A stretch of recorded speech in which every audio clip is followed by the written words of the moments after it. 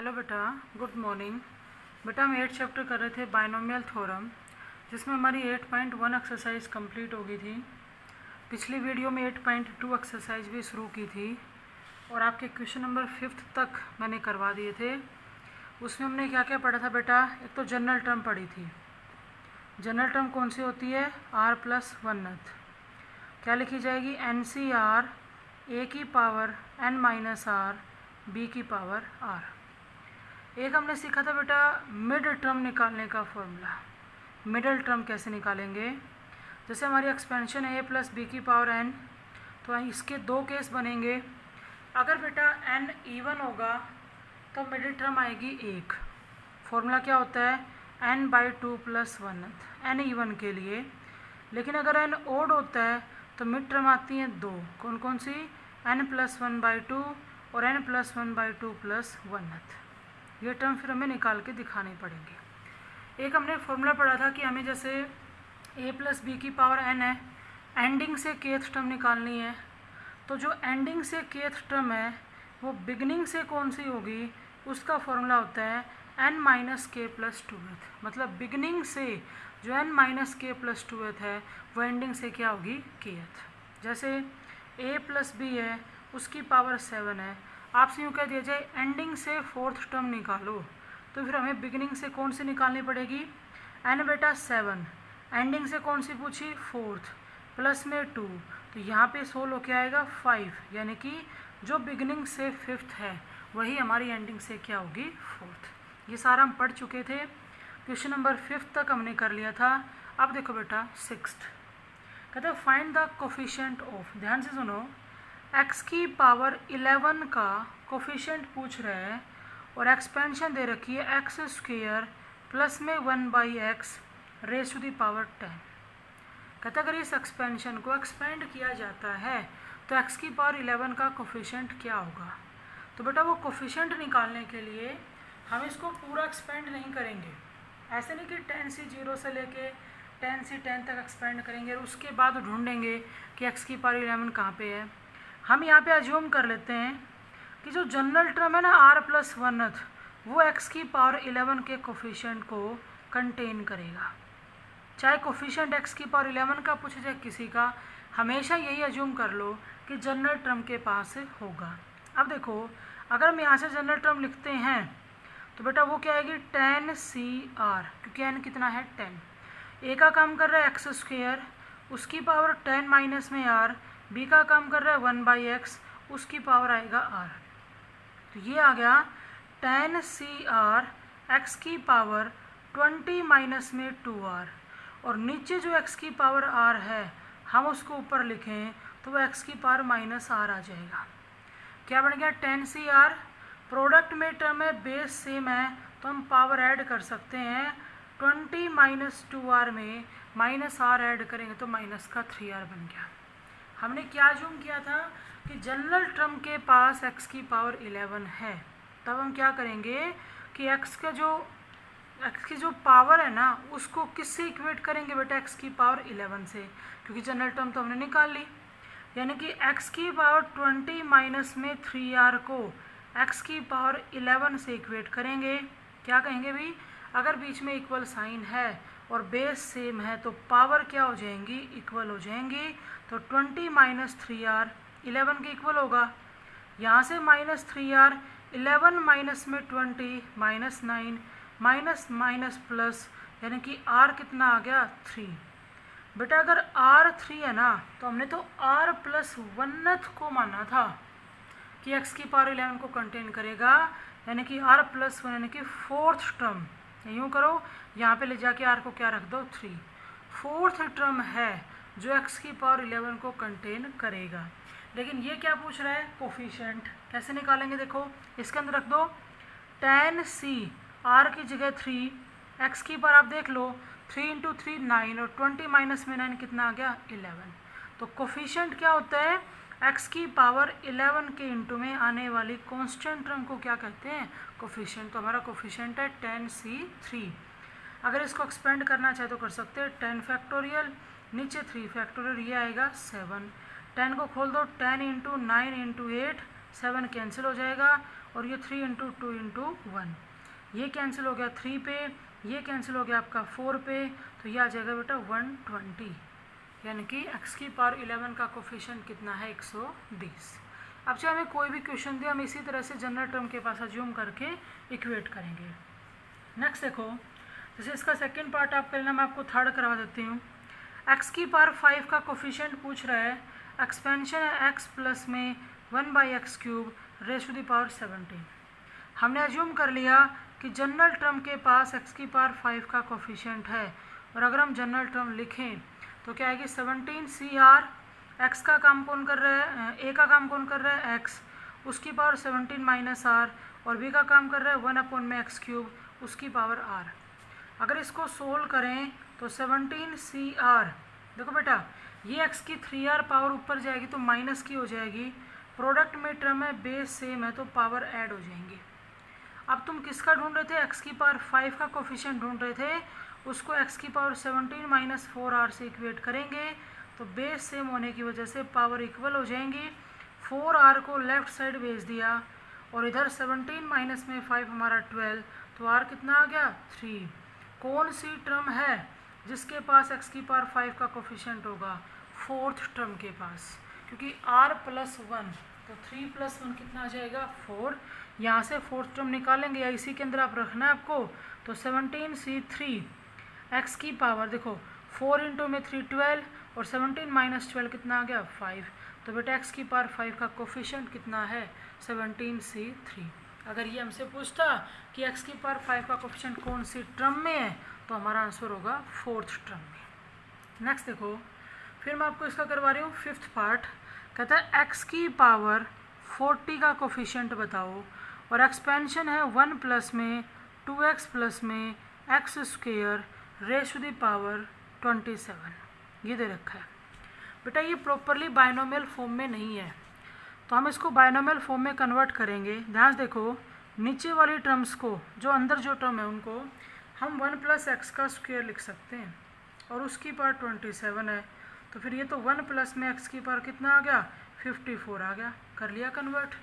अब x की power 40 assume कर रहे हैं जनरल टर्म के पास है, और यहाँ से जनरल टर्म निकालेंगे तो 54CR, a का काम कौन करेगा 1, तो उसकी पावर कुछ भी है 1 हो जाएगा, b का काम करेगा x, उसकी पावर आ जाएगा r।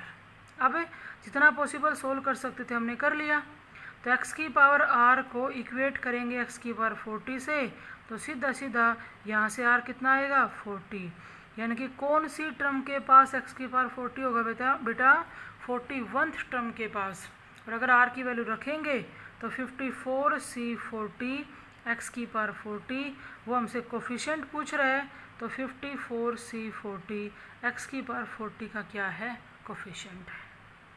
उसके बाद इसका सिक्स्थ और देखो बेटा, यूँ कहता है x की पावर 32 का भी कोफिशिएंट बताना है, और x की पावर -17 का भी। कोई दिक्कत नहीं है, चाहे कि एक्सपेंशन में कितने भी टर्म्स के कोफिशिएंट पूछ सकता है। और एक्सपेंशन है बेटा x की पावर 4 माइनस 1 में x की power 3 raise to the power 15 है। पहले हम मान लेते हैं कि इसकी जनरल टर्म के पास x की पावर 32 और x की पावर -17 दोनों का कोफिशिएंट है। तो यहाँ से जनरल टर्म जब निकालेंगे ना तो 15CR, a की जगह x की पावर 4, उसकी पावर 15 माइनस r आएगा, b की जगह -1 में x³, उसकी पावर r आएगा। तो ये हो गया 15CR, x की पावर मल्टीप्लाई कर दो 60 माइनस 4r आ गया, -1 की पावर r तो अलग से, बेटा नीचे x की पावर 3r है, अगर वो ऊपर लिखा जाएगा तो x की पावर -3r आ जाएगा। यहाँ देखो -1 की पावर r, 15CR तो अलग से निकाल दो, और x वाली टर्म जब इकट्ठी करेंगे तो 60 माइनस में 7r आएगा।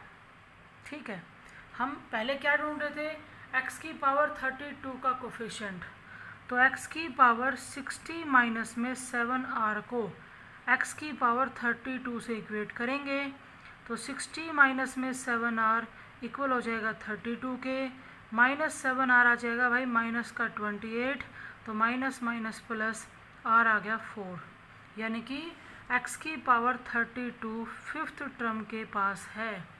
और उसका कोफिशिएंट पूछा जाए तो चाहे तो वैसे फिफ्थ टर्म निकाल दो या फिर इसके अंदर आप रख दो। ये बताओ -1 की पावर जब 4 होगा तो साइन तो प्लस का होगा। यहाँ से 15c4 x की पावर 7 इंटू में 4 28, 60 माइनस में 28 कितना आ गया 32। तो x की पावर 32 का कोफिशिएंट कौन है 15c4 है। अगर इसी क्वेश्चन में वो यूँ कह रहा है कि x की पावर -17 का कोफिशिएंट बताओ तो बेटा x की पावर 60 माइनस 7r को x की पावर -17 से इक्वेट कर देंगे, क्योंकि जनरल टर्म तो हर बार सेम ही रहेगी। तो यहाँ से 60 माइनस में 7r इक्वल टू -17, माइनस में 7r हो जाएगा बेटा माइनस का 77, तो r आ गया 11, यानी कि 12th टर्म के पास x की पावर -17 होगा। अगर हम r की जगह 11 रखते हैं तो बेटा -1 की पावर 11 तो आपकी पावर -12 आएगा। 15c11 यहाँ से आ जाएगा x की पावर -17, तो बेटा x की पावर -17 का कोफिशिएंट है माइनस का 15c11। तो ये था बेटा आपका क्वेश्चन नंबर 6। उसके बाद देखो क्वेश्चन नंबर 7। क्या कहता है बेटा 7th में, find the coefficient of x। Coefficient of x या यूँ कह सकते हैं x की पावर 1 का कोफिशिएंट पूछ रहे हैं और एक्सपेंशन इसने क्या दे रखी है वो देखिए। एक्सपेंशन है बेटा हमारे पास 1 माइनस में 2x क्यूब प्लस में 3x की पावर 5 इनटू में है 1 प्लस में 1/x rays to the power 8। पहला ऐसा क्वेश्चन है इसमें एक्सपेंशन ही 2 है, तो पहले हम इसको सोल्व करेंगे, उसके बाद ही बता पाएंगे कि x की पावर 1 का कोफिशिएंट क्या है। तो ये बेटा उस मेथड से तो होगा नहीं कि मान लेते हैं जनरल टर्म के पास x की पावर 1 का कोफिशिएंट है, इसे सोल्व कर लेते हैं। देखो 1 माइनस 2x क्यूब प्लस में 3x की पावर 5 है जो टीज, और इसे एक्सपेंड करना पड़ेगा 8c0 से लेके 8c8 तक। तो यह आएगा 8c1 1/x प्लस में 8c2 1/x स्क्वेयर बनेगा, प्लस में 8c3 1/x क्यूब बनेगा, प्लस में 8c4 1/x की पावर 4 बनेगा, प्लस में 8c5 1/x की पावर 5, प्लस में 8c6 1/x की पावर 6, 8c7 1/x की पावर 7, 8c8 1/x की पावर 8। ध्यान से सुनो, अब इसकी मल्टीप्लाई इससे करेंगे तो सभी टर्म्स में करने की ज़रूरत नहीं है, आप सिर्फ वो लिख लो जहाँ पे मल्टीप्लाई करने से x की एक पावर आए। बट आप इसकी 1 की मल्टीप्लाई किसी से कर लो, इनमें से कोई भी टर्म x का कोफिशिएंट नहीं है। x के कोफिशिएंट का मतलब है x की पावर 1 उसकी मल्टीप्लाई में होना चाहिए। कोई बच्चा यूँ कहे मैडम ये रहा, बेटा ये ऊपर जाएगा तो x की पावर -1 लिखा जाएगा, तो इसको x की पावर -1 का कोफिशिएंट पढ़ेंगे हम, ना कि x की पावर 1 का कोफिशिएंट। देखो जब इसकी मल्टीप्लाई ध्यान से सुनना इसके साथ करेंगे तो माइनस का 2 8c2 आएगा और x की एक पावर बचेगी, तो ये है कोफिशिएंट। बाकी किसी से कर लेना, x की पावर 2 बचे 3 बचे या 1/x आए 1/2x आए, लेकिन x की पावर 1 नहीं आएगा। अच्छा अगर इसकी मल्टीप्लाई हम इसके साथ करते हैं, क्या प्लस में 3 8c4 यहाँ x बचेगा, बाकी किसी टर्म के पास x की पावर 1 नहीं होगा। तो उसने हमसे कोफिशिएंट पूछा था, कोफिशिएंट यानी कि अगर मैं x कॉमन ले लूँ तो 2 टाइम्स ऑफ 8c2 प्लस में 3 टाइम्स ऑफ 8c4 कॉमन ले लिया x, तो ये पूरी की पूरी कांस्टेंट टर्म इसका क्या है कोफिशिएंट, और इसे क्या करेंगे हमें सोल्व कर देंगे। नेक्स्ट देखो बेटा क्वेश्चन नंबर 8, ध्यान से सुनना क्या कहते हैं। Does the expansion 2x² -1/x है, इसकी पावर 20 है। कहते हैं कि क्या इस एक्सपेंशन के पास x की पावर 9 का कोफिशिएंट है, या x की पावर 9 को ये एक्सपेंशन कंटेन करेगी। तो हम क्या कर रहे हैं, ये तो हमसे पूछ रहे भी करेगी या नहीं, लेकिन हम अज्यूम कर लेते हैं कि इसकी जो जनरल टर्म है ना वो x की पावर 9 को कंटेन करेगी। जब भी हमें ऐसे ढूंढना हो तो हमेशा x जनरल टर्म के पास अज्यूम कर लो। जब बेटा हम इसकी जनरल टर्म लिखने लगे तो ये आएगा बेटा 20cr, ए का काम कर रहा है 2x², उसकी पावर 20 माइनस में r, बी का काम कर रहा है -1/x, उसकी पावर r। अगर सोल्व करें तो 20CR 2 की पावर 20 माइनस आर अलग से, x की पावर बेटा 40 माइनस 2r बनेगा, -1 की पावर r अलग से, और u पर आ जाएगा x की पावर माइनस r। अगर सोल्व करें तो 20CR 2 की पावर 20 माइनस r -1 की पावर r, इन दोनों में प्रोडक्ट में टर्म है, बेस सेम है, पावर ऐड हो जाएंगी तो 40 माइनस में 3r आएगा। अब देखो आप क्या ढूंढ रहे हो, x की पावर 9 का कोफिशिएंट। हमने अज्यूम किया था जनरल टर्म के पास है, तो x की पावर 40 माइनस में 3r को इक्वेट कर दो x की पावर 9 से।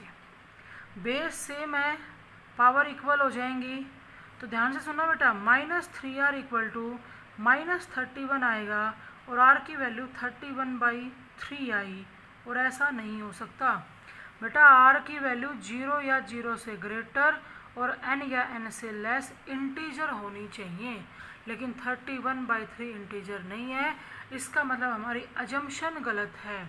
इस एक्सपेंशन के पास x की पावर 9 नहीं होगा। ठीक है, जब भी इस तरह से पूछे करना आपको यही है, r की वैल्यू निकालने के बाद पता चलेगा कि कंटेन करेगा या नहीं।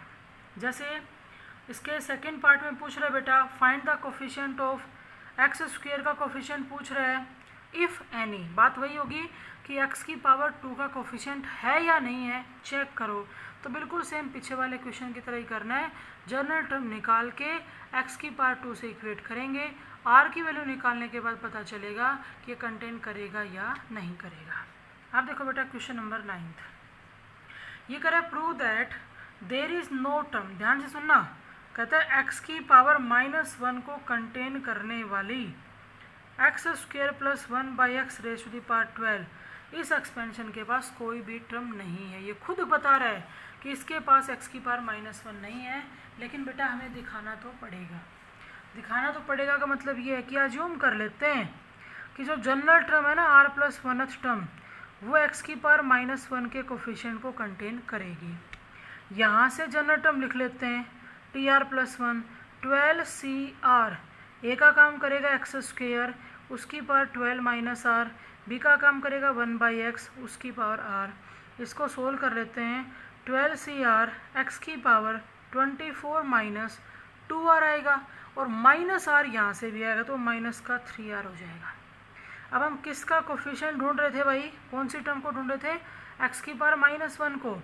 तो x की पावर 24 माइनस में 3r को इक्वेट करेंगे x की पावर -1 से। तो यहाँ से 24 माइनस में 3r बराबर -1, तो माइनस में 3r इक्वल हो जाएगा -25, माइनस माइनस प्लस, r की वैल्यू 25/3 आई, लेकिन r की वैल्यू 25/3 नहीं हो सकती, इंटीजर होनी चाहिए थी, पॉजिटिव इंटीजर होनी चाहिए थी। इसका मतलब हमारी एजम्पशन गलत है। ये सही कह रहा था कि इस एक्सपेंशन के पास x की पावर -1 को कंटेन करने वाली कोई भी टर्म नहीं होगी। नेक्स्ट देखो बेटा 10th क्वेश्चन, देखो इंडिपेंडेंट ऑफ x कहें, इंडिपेंडेंट ऑफ x का मतलब है x की पावर 0। देखो क्या कह रहा है 10th क्वेश्चन में, कहता है find the term independent of x, उसी का दूसरा नाम है एब्सोल्यूट टर्म। बेटा जिस टर्म के पास x नहीं होगा तो वो तो कांस्टेंट में होगी, कांस्टेंट में होगी तो वो हमेशा फिक्स रहेगी, फिक्स रहने का मतलब है वो हमेशा एब्सोल्यूट वैल्यू देगी। देखो बेटा क्या कह रही है, x² प्लस में 1/x है, इसकी पावर 9 है।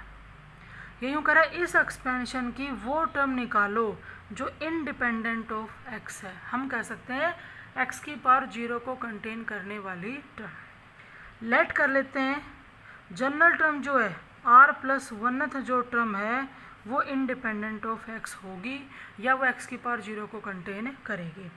अगर हम यहाँ से जनरल टर्म निकालें तो 9CR x² की पावर 9 माइनस r और 1/x की पावर r। अगर सोल्व करें 9CR तो बेटा x की पावर 18 माइनस 3r आ जाएगा, माइनस r यहाँ से जाएगा। फिर x की पावर 18 माइनस 3r को इक्वेट किससे करना है, x की पावर 0 से। बीच में इक्वल साइन है, बेस सेम है, तो पावर क्या हो जाएंगी इक्वल। तो 18 माइनस 3r किसके इक्वल होगा, 0 के, यहाँ से -3r बराबर -18, तो माइनस माइनस प्लस r कितना आ गया 6। r अगर 6 आ गया ना बेटा तो 6 + 1 7th, यानी कि 7th टर्म ऐसी है जो इंडिपेंडेंट ऑफ x होगी। आप निकाल के देख सकते हो। इसके अंदर r की जगह क्या रख दो 6 रख दो, तो 9 से 6 x की पावर 3 × 6 18 और 18 - 18 0। तो देख लो 7th term independent of x है। अगर ये कोफिशिएंट पूछे टर्म की वैल्यू पूछे तो वो हो जाएगी 9c6। अब देखो इसमें पहले 5 पार्ट के अंदर ऐसे ही आप इजीली जनरल टर्म निकाल सकते हो और उसके बाद उसको x की पावर 0 से इक्वेट करके क्या निकालना है, हमें r निकालना है। मैं आपको इसका 5वां पार्ट करवा रही हूँ। एक तो x माइनस में 1/x² है बेटा, उसकी पावर 3n है, ठीक है। हमें वही चाहिए, इंडिपेंडेंट ऑफ x टर्म बतानी है। तो लेट कर लेते हैं कि जो इसकी जनरल टर्म है ना r + 1th, वो हमारी इंडिपेंडेंट ऑफ x है। यहाँ से अगर जनरल टर्म लिखेंगे तो बेटा n का काम कर रहा है 3n, यहाँ आएगा r, a का काम कर रहा है x, उसकी पावर आएगा 3n - r, b का काम कर रहा है -1/x², उसकी पावर आ जाएगा r। सोल्व कर लेते हैं इसको। 3n(r) तो एज इट इज, देखो ये -1 की पावर r मैंने अलग से लिख दिया, ऊपर जाएगा x की पावर -2r, तो अगर x की पावर हम इकट्ठी करेंगे ना तो 3n - 3r आ जाएगी। फिर x की पावर 3n - 3r को x की पावर 0 से इक्वेट करेंगे क्योंकि हमें इंडिपेंडेंट ऑफ x चाहिए। यहाँ से 3n - 3r बराबर 0, तो r की वैल्यू आ जाएगी n। r की वैल्यू n आने का मतलब है n + 1th वो टर्म है जो इंडिपेंडेंट ऑफ क्या होगी, x होगी। आप रख के देख सकते हो। यहाँ रखोगे तो 3nc, r की जगह n रखो, -1 की पावर n आएगा, x की पावर देखो r की जगह n रखेंगे तो 3n - 3n क्या आ गया 0। तो n + 1th वो टर्म है जो इंडिपेंडेंट ऑफ क्या है, x है। 10th क्वेश्चन के अंदर आपको सारे के सारे पार्ट सेम ऐसे ही करने हैं। हो सकता है थोड़ी कैलकुलेशन आपकी लंबी चली जाए, लेकिन आपको ध्यान रखना है बेटा। फिर देखो बेटा क्वेश्चन नंबर 11th, ये कहता है बेटा 4th term in the expansion of ax + में 1/x है, इसकी पावर n है। यूँ कहता है इस एक्सपेंशन की 4th टर्म 5/2 है। ध्यान से सुनो, 4th टर्म 5/2 यानी कि तो एब्सोल्यूट वैल्यू है। ये यूँ भी कह सकता था कि इसकी 4th term independent of x है क्योंकि उसके अंदर वेरिएबल नहीं है, लेकिन हमसे वैल्यू क्या पूछ रहा है बेटा, ये n की और a की वैल्यू पूछ रहे हैं। देखो हम एक बार अपनी तरफ से 4th टर्म निकाल लेते हैं। T4 अगर लिखेंगे तो nc3 आएगा, a का काम ax कर रहा है, उसकी पावर n - 3 आएगा, और b का काम 1/x कर रहा है, उसकी पावर 3 आएगा। ये कह रहा है ये 5/2 है, ठीक है, अभी ले लिया। इधर देखो nc3, a की पावर n - 3 अलग से लिख दिया मैंने, x की पावर n - 3 है यहाँ पे, और x की पावर -3 ये रहा, तो x की पावर हम इकट्ठी करें तो n - 6 हो जाएगी। अब देखो बेटा ये 5/2 है, हम इसको 5/2 × 1 लिख सकते हैं, और 1 को हम x की पावर 0 कह सकते हैं, सिर्फ इसलिए कि x की पावर से हम x की पावर को इक्वेट कर सकें। जब बेटा x की पावर n - 6 को 0 से इक्वेट करेंगे तो n की वैल्यू वहाँ से कितनी आएगी 6 रखो। अब n की जगह जब तुम 6 रखोगे तो 6c3, a की पावर 6 - 3 3, 6 - 6 0, तो 1 बन गया, इक्वल टू आ गया 5/2, क्योंकि हमें अभी a भी निकालना है। यहाँ से देखो बेटा a की पावर 3 बराबर हो जाएगा 5/2 के अपोन में 6c3 जाएगा, और उस 6c3 को जब एक्सपेंड करेंगे ना तो 6 फैक्टोरियल तो नीचे, यहाँ पर 3 फैक्टोरियल और यहाँ पे 3 फैक्टोरियल। सोल्व करो, देखो a की पावर 3 इक्वल टू ये 5/2 यूँ का यूँ, 6 फैक्टोरियल को खोल रहे हैं, 6 × 5 × 4, एक 3 फैक्टोरियल तो कैंसिल हो जाएगा, और एक 3 फैक्टोरियल को हमने एक्सपेंड कर दिया।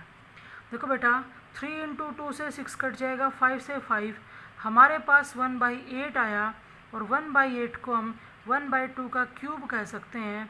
तो a की पावर 3 बराबर 1/2 की पावर 3, पावर सेम है, बीच में इक्वल साइन है, तो बेस इक्वल हो जाएंगे और बेस को इक्वल करेंगे तो a कितना आएगा 1/2।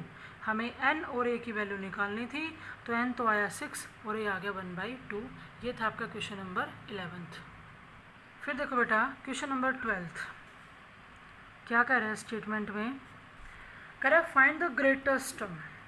ग्रेटेस्ट टर्म पूछे या कोई भी पर्टिकुलर वैसे टर्म पूछे तो ऐसे केस में हमेशा हम जनरल टर्म के पास जाएंगे। इसने एक्सपेंशन दे रखी है बेटा 10 + 3x rays to the power 12 और आगे बता रखा है x कितना है 4।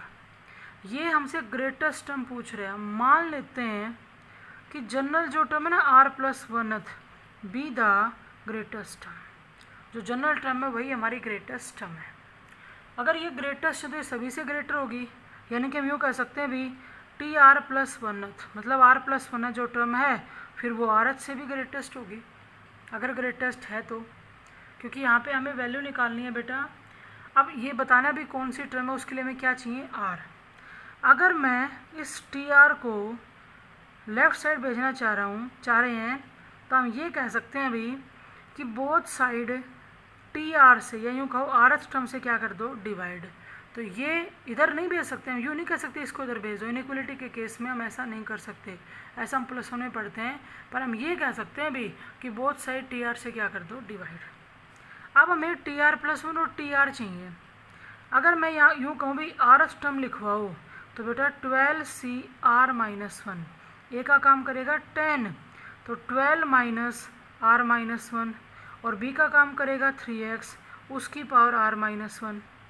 देखो 12CR-1 10 की पावर 13 - r हो जाएगा और बेटा 3x की पावर r-1। एक बार इसको यहीं छोड़ देते हैं, फिर हम निकालते हैं r+1th टर्म, तो वो आएगा 12CR। ए का काम कर रहा है 10 वो बनेगा 12 - r और बी का काम कर रहा है 3x उसकी पावर आ जाएगी r। अब TR+1 अपॉन में TR का रेशियो चाहिए हमें, उसको 1 और 1 से ग्रेटर लेंगे। तो TR+1 टर्म क्या है भाई 12CR 10 की पावर 12 - r और यहाँ 3x की पावर r डिवाइड में rth जो टर्म है वो है 12CR-1 10 की पावर 13 - r और 3x की पावर r-1। हम इसको ग्रेटर देन और इक्वल टू 1 लेके चल सकते हैं। जब ये रेशियो 1 या 1 से ग्रेटर है तो ये रेशियो जिसके इक्वल होगा वो भी तो 1 या 1 से ग्रेटर होगा। करो सोल्व, ध्यान से सुनना बेटा। देखो 3x की ऊपर r पावर है, नीचे r-1 तो r-1 कटेंगी, एक पावर बच जाएगी।